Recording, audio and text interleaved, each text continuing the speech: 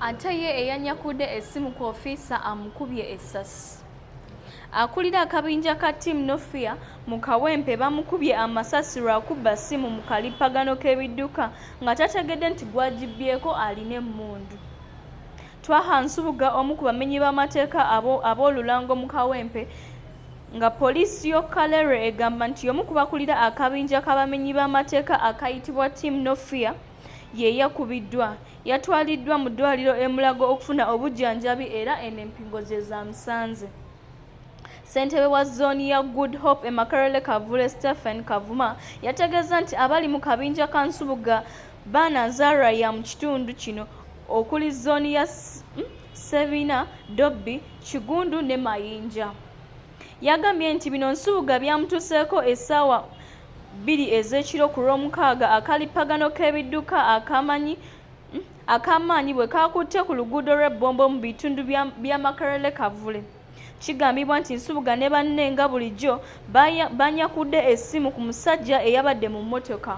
Olw'okuba tebaategedde nti gwe banyakuddeko essimu yabadde wa byakwerinda, yavudde mu mmotoka n'agireka mu luguudo wakati n'agoba Nsubuga n'amukuba essasi ku kugulu. Banne abalala bagamba nti babadde 7 ne badduka. Omwogezi wa poliisi mu Kampala n'emiriraano Luke Oweyesirije yagambye nti kituufu Nsubuga yakubiddwa amasasi oluvannyuma lw'okubba essimu ku muntu gw'ataategedde nti wa byakwerinda. Kuliko ye omukazi eyanyoleddwa mu budde bwa kafyu bamwefuulidde.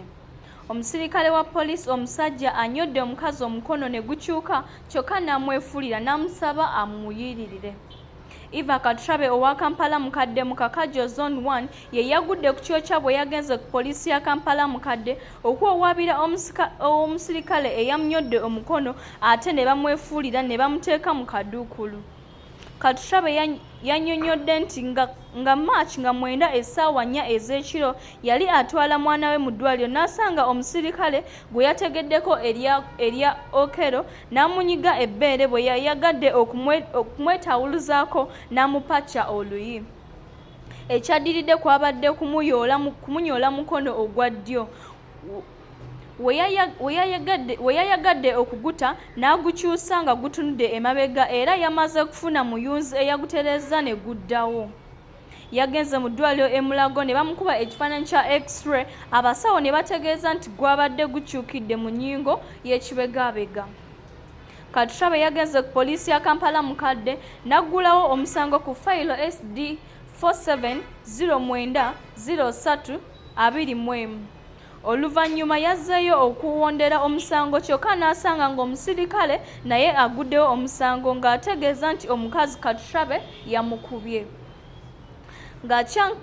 Ng'akyalajjana n'obulumi bw'omukono, bamuyise ku poliisi ne bamulagira okugenda n'abajulizi abalabye ebyabaddewo, kyokka alumiriza nti omusirikale AIP David Odonkora akulira ofiisi ya MCB eyabadde ekola ku fayiro yamulagidde okuggyamu engatto ne bamuggalira mu kaduukulu olunaku lulamba.